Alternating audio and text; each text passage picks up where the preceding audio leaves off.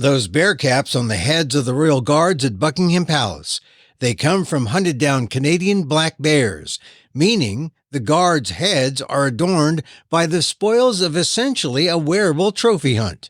A PETA investigation reveals next on the PETA Podcast.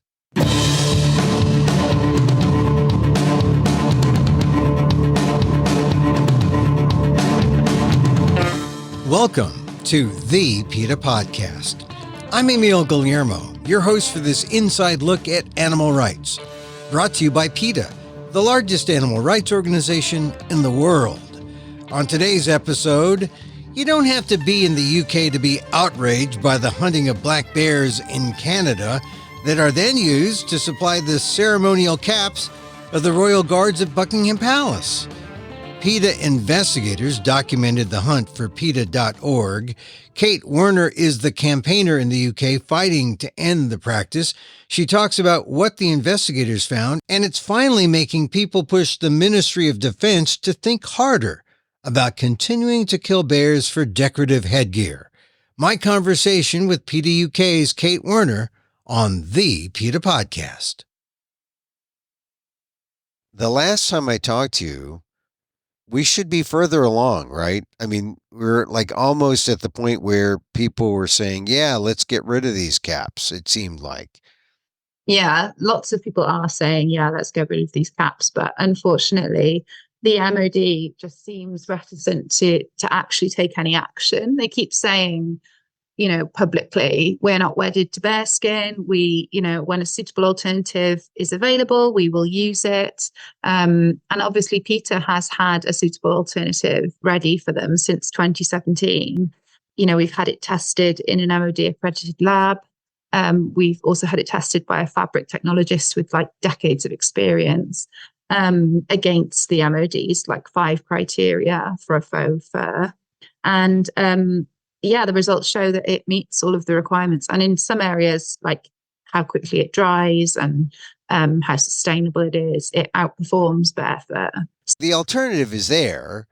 They can make the move, but they haven't. And I think when we last talked, it was at least a couple of years ago, right?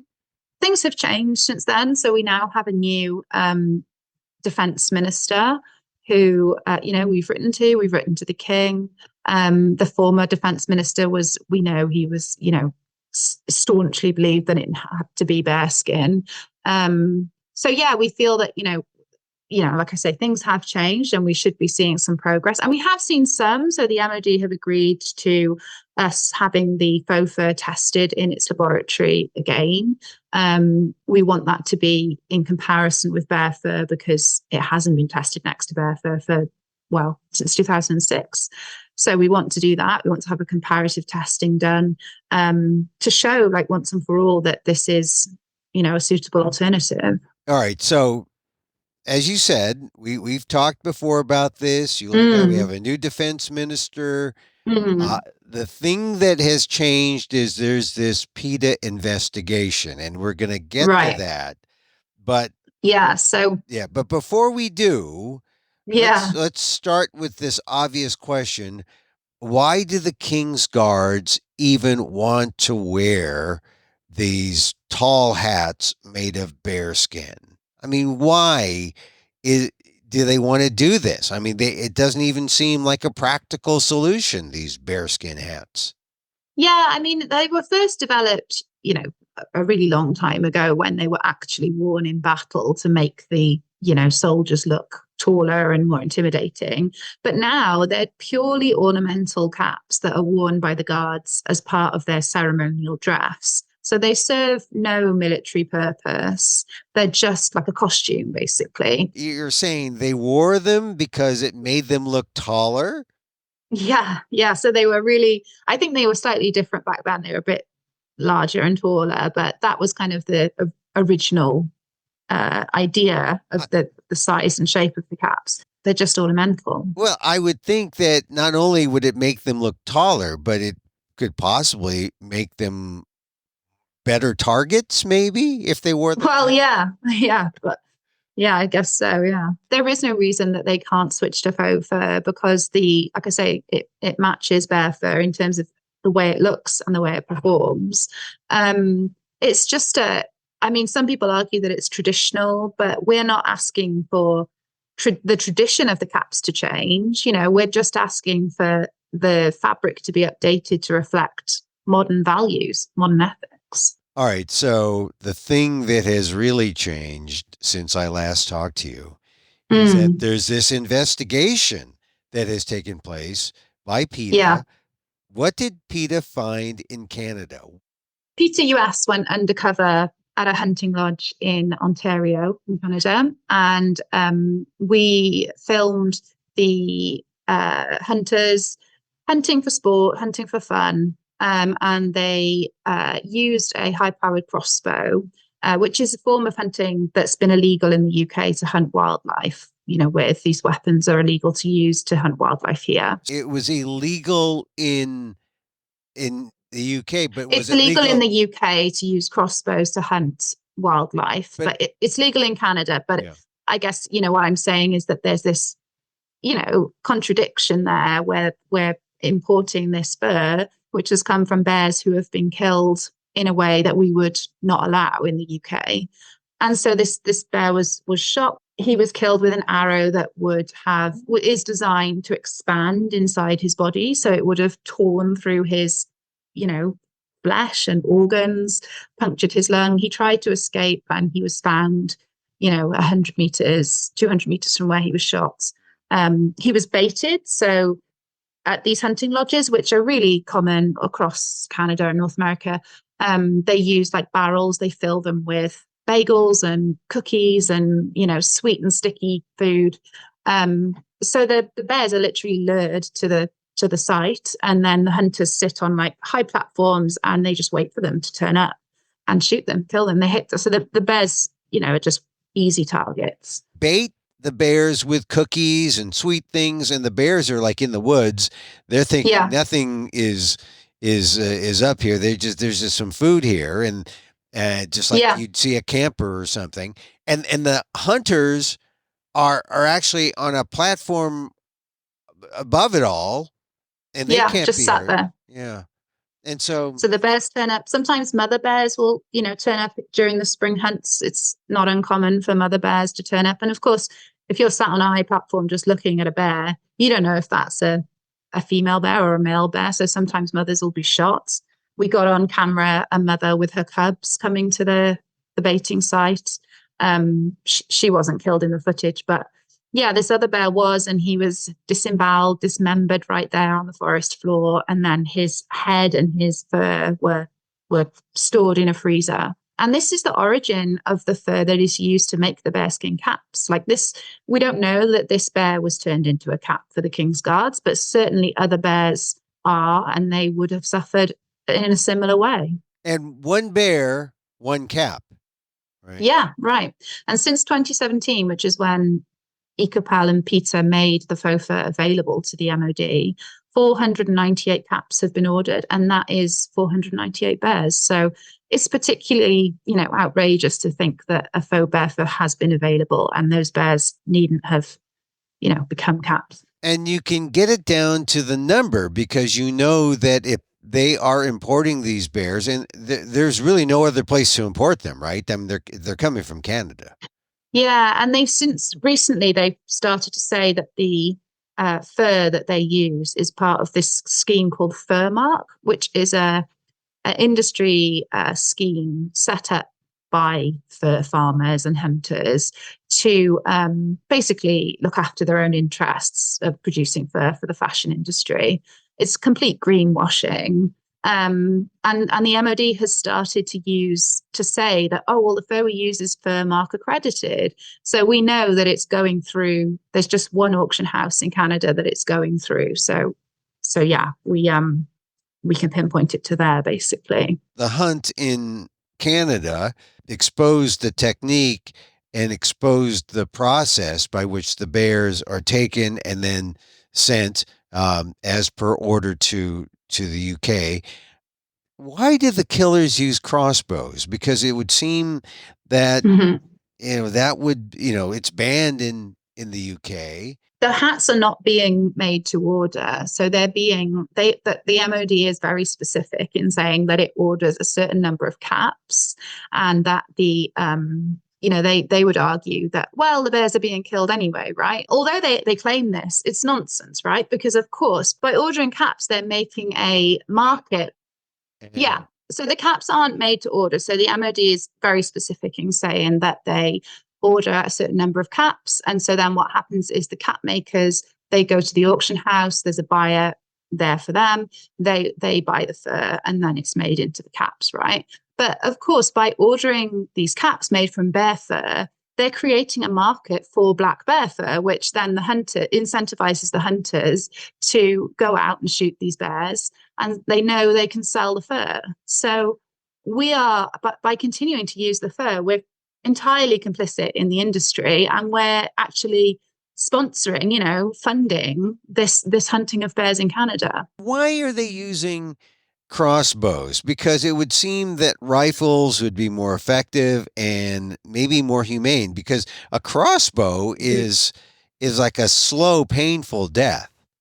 If you're going to be, in terms of comparing the kind of death, and that there's a reason why they're banned in England, right? Yeah, I guess it's just more fun for the hunters, right? Like, let's go out with our crossbows, let's feel like macho men and like kill these bears. But actually it's causes more suffering. It's an incredibly horrible way to die, and it means that these bears suffer for longer, like you say.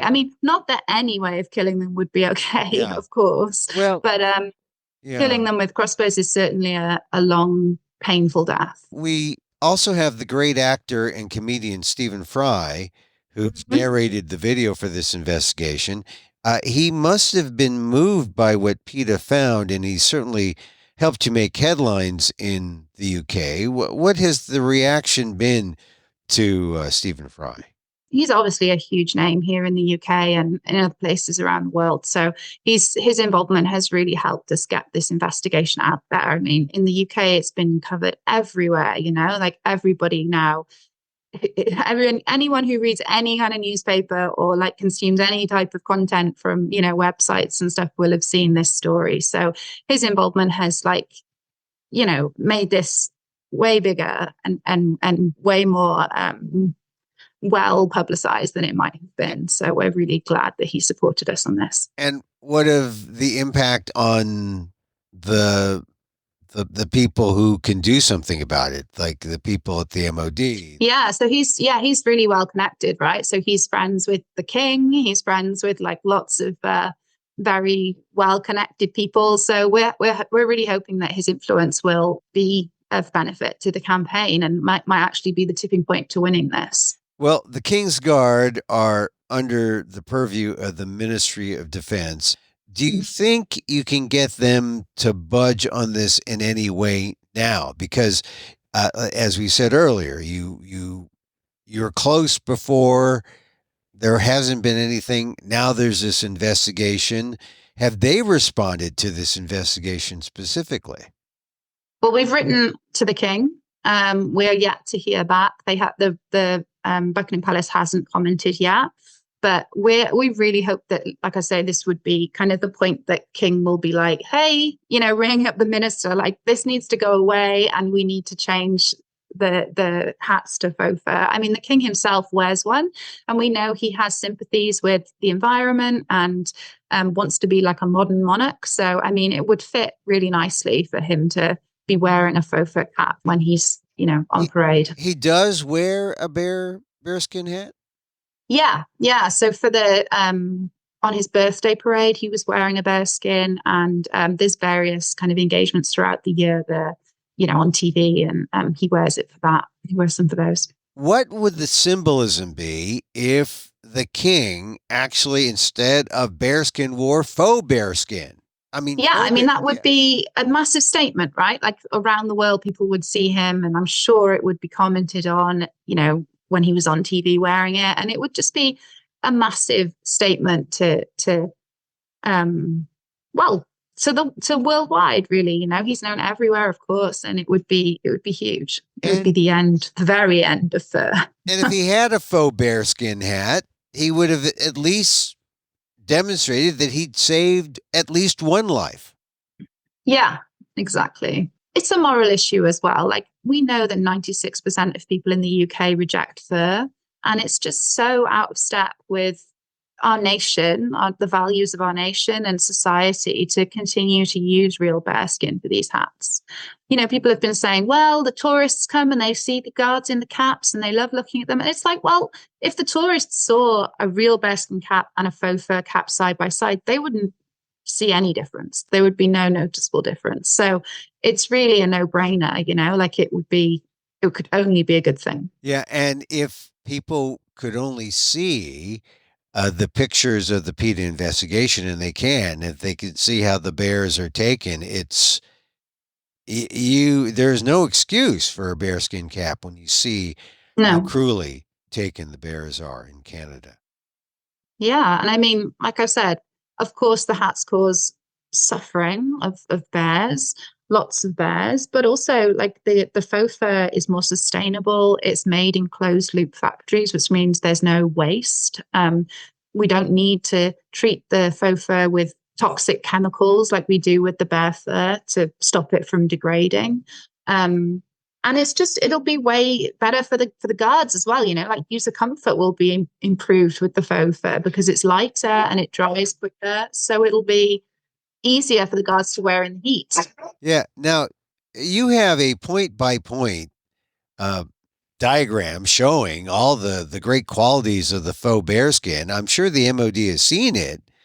Why do you suppose they haven't acted? I mean, it goes over water absorption and water penetration, and let's say, in terms of water penetration, there are tests that show that these faux bear fur hats are 100% waterproof. So yeah, the guards could stand out there and not be bothered that they'll have their little wet heads. Yeah. But it looks good. The faux bear fur you can't tell apart, like you said. They're quick drying, better drying, and than the others, than the real fur. And compression, it says the laboratory testing found that the faux bear fur performed in the same way as real bear fur. Mm-hmm. So quickly following compression to the original height. So you're not going to have a flat head. I mean, because no one would want a flat bearskin hat. I mean, we got to be tall, right? So, exactly. So it meets all the standards. I mean, didn't you say that they had one thing that they're real persnickety, the MOD, and they said, here's our criteria, and it's all been met. Now, what is the excuse now? I mean, they're saying at the moment, well, to our knowledge, there's no faux fur that's suitable. But like, that is just firstly, it's a lie. Like, we have sent them the lab tests and the results of which show that, all the things you've just said, like, it meets the requirements. But I think it's just a real reluctance to change, to modernize, like it's the military. We know they're not the best like changing and modernizing, but I think we've reached a point now where we have met all of their requirements. The public want it will cost less, and there's really no excuse left. It's outrageous that they're still ordering these caps. So like I say, I mean, there is no reason. Well, so tell me what comes next? I mean, more pressure, of course, and the publicity. Mm-hmm. People see the investigation, Stephen Fry's, his, advocacy against the bear skin hats. I mean, that's now in the public eye. What can people do to further the cause? Yeah, so they can visit PETA's website. And they can send a message to Grant Shapps, who's our Minister of Defence, and they can tell him, do this, make the switch. And we will be as I think I said earlier, we're going to do further testing on the faux fur, comparative testing with the bear fur, to show once and for all that this is a superior fabric. And, obviously that will be done in the Ministry of Defence's labs. So they just won't be able to ignore that. And I mean, once that's done, that will be the final nail in the coffin, hopefully, for these bear skins. And if you are a British subject, there's a place on the website where you can respond. And if you're a Canadian citizen, there's another place where you can respond to make sure. Yeah, PETA US have, you can visit all of PETA's different websites depending where you are, and you can take action on those. And if you're an American who is just appalled by the fact that they're taking these black bears, killing them, and then their skins are being made into hats, it would have the same impact no matter where you live? Well, I think PETA US are going to ask people to take action, to write to the relevant person at the what do you call it? Congress? To Congress? No, not at Congress. The embassy, I forget the name of the person, but you know what I mean? Like the ambassador. Representative in the US embassy. But I think PTUS are also looking at the Canadian Guards hats, who also wear a similar style cap, with a view to getting them to make the change too. Yeah, the point I was trying to make, though, is that it doesn't matter where you are or where you live, or if you're a British subject or not, or British citizen or not, you can express your outrage at this, because any human being looking at the PETA investigation can only come to one conclusion, and that is, what the heck are they killing these bears to make these ceremonial hats?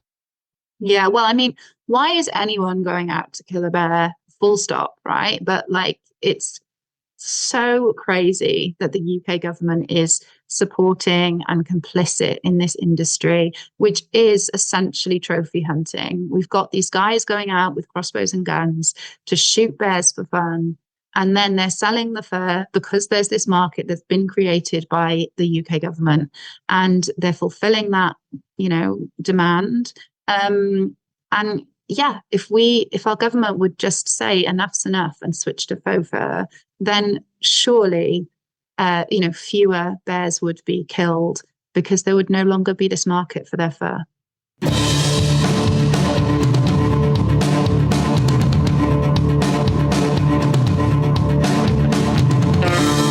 Kate Werner, PETA UK campaigner, updating us on the push to end the hunting of Canadian black bears and their use for the Royal Guards at Buckingham Palace.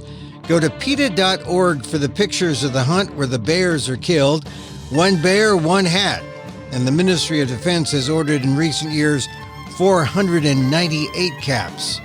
That's a lot of bears cruelly killed needlessly. And that's our show for today. Thank you for listening. Don't forget to send a link of this show to your friends. Tell them you like the PETA Podcast. Contact us at PETA.org. And a reminder, The Failed Experiment, a new 6-part documentary, under an hour, just 99 cents for access on Amazon Prime. It's available now. You can find me on Twitter at Emil Amok, that's EMILAMOK, or see my vlog at amok.com, or see my work at ALDEF, the Asian American Legal Defense and Education Fund. That's ALDEF, AALDEF.org/blog. Or get this podcast on YouTube at Emil Amok 1. Once again, thank you for listening. Check out all our episodes on your favorite podcast app or on Apple Podcasts, where you can subscribe to as well as rate and review the show. It helps get the word out about the issues you care about. Our music is provided by Carbon Works. Check them out on YouTube. Hey, it's another season. Thank you for being on this journey, and join us again next time for more insight into animal rights and the fight for a cruelty-free world on the PETA Podcast. I'm Emil Guillermo.